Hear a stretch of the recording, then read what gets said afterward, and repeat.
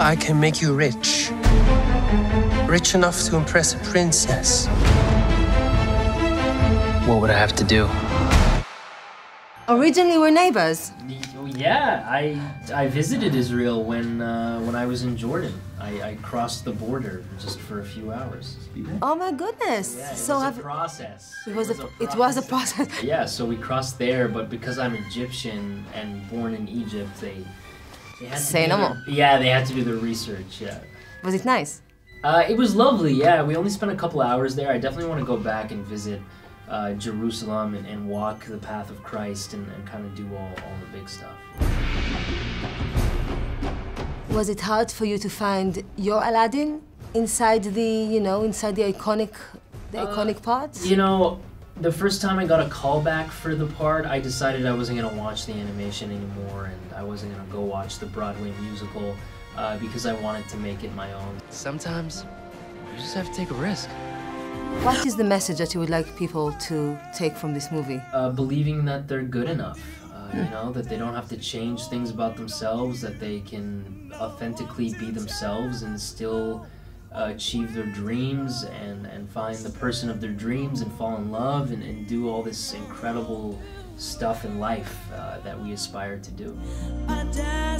Jasmine was part of the new wave of princesses for Disney. And, she followed The Little Mermaid, she followed Beauty and the Beast, and then there was Jasmine. She was a bit different from the olden princesses, but this is a step further even. You took her a bit further, right? How did you find your Jasmine?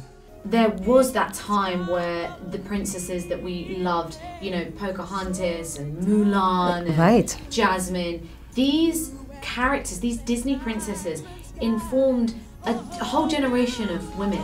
I wanted to take that feeling of how Princess Jasmine made me feel as a little girl and keep that feeling, that feeling of I feel empowered, but I think that we wanted to make her more ambitious, even more active, and she's not just fighting for the choice to marry who she wants to marry, she's fighting for the freedom and the liberty of the people of Agrabah and the people that she wants to lead. You got a new song.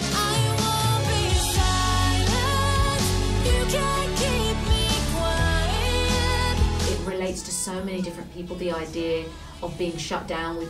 We've all kind of been told to, be silent or told that we don't have a voice in certain situations. I think that for young girls and young boys watching, the message that it's really important to speak out against injustice, even if you don't win.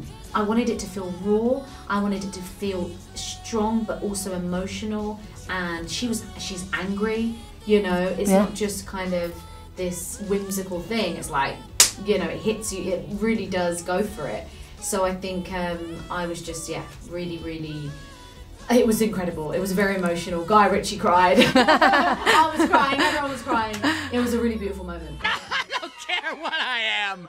I read somewhere that Robin Williams had a huge part in you becoming an actor. This is kind of a full circle for you, no? Yeah, I grew up watching him. I watched Mrs. Doubtfire probably more than any other film in my life, and certainly Aladdin as well.